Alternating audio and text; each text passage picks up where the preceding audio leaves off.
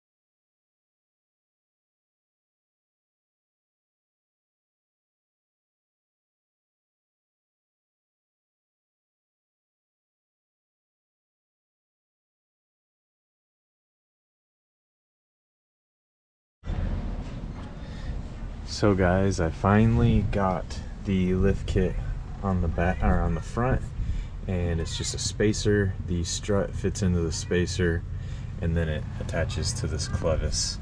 So I ended up replacing the lower control arm because the cam bolts were seized in. So new cam bolts, new lower control arm, 3-inch spacer, kept everything else stock other than I had to replace this caliper,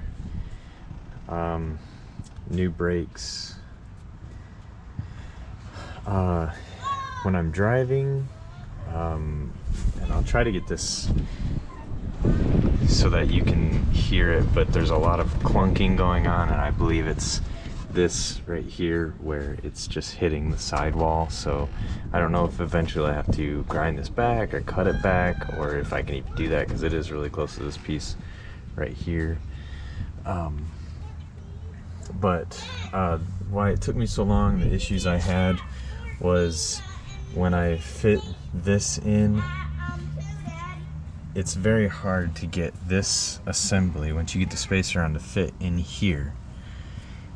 Or even if you have, I believe what I did is I went here, had the spacer in, and then just tried to fit the strut into the spacer, and it was just really a pain. That kind of threw me for a loop there for a while. Ended up having to get help for that. And then the last thing that gave me trouble was getting this upper control arm to fit back into the knuckle. So I actually had someone else help me with that, and they are knowledgeable and have dealt with a lot of vehicles. What was happening is the right here on this edge was getting caught on this edge, so it was lifting the whole vehicle up. Instead of the spring compressing, it was getting caught, and it wasn't allowing the spring to compress for me to get this knuckle to go to even start this thread. So finally got that done. I'm sure there are a lot of aftermarket lift kit sort of specific upper control arms and sway bars and linkages that I'll need. I got new bushings for here. I did get, actually I forgot that I did get tie rod ends right here. These are brand new, both on both sides. On the driver's side, see, both of these were the same process, so I'm just showing you this one side. On the driver's side, when I took the caliper off, it started to leak right here. So all of my brake fluid leaked overnight because this was just rusted. So I got 2 new brake lines. I'm trying to think. I sprayed this on both sides. This is like a Rhino liner or truck bed lining. So I sprayed this whole fender well. It looks really, really good. I guess that's about it. Yeah, it was a long process.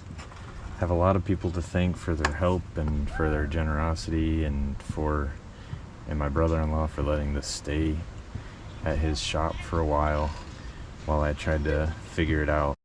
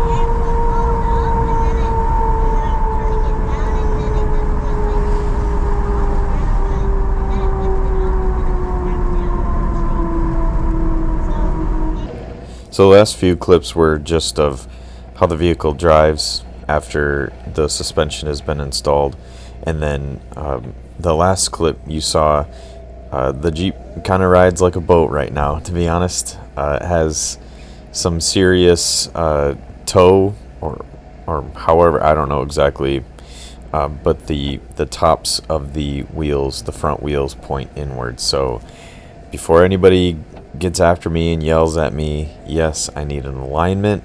I need some aftermarket upper control arms specifically for lifted Jeeps, which I already have some picked out, and I'm going to purchase them very soon. I will make a video on that, because as you see in this clip, I thought that all the noise was coming from the strut hitting the body of the Jeep, which is partially true. It is because of the upper control arm, but you see the crazy slant that the upper control arm is on it, and that is what is making a lot of that clanking noise. Is it's actually hitting the strut. So the Jeep at the moment is not being driven a whole lot. I'm only driving it a couple miles down back to my brother-in-law's shop to do some more work, so it is not getting driven at all anywhere. I'm gonna install those upper control arms, looking for a video coming about that, and then as soon as I get those installed, I'm gonna take it to a shop to get professionally aligned. So look for that video coming soon. Hope you guys enjoyed this one, and I will see you on the next one.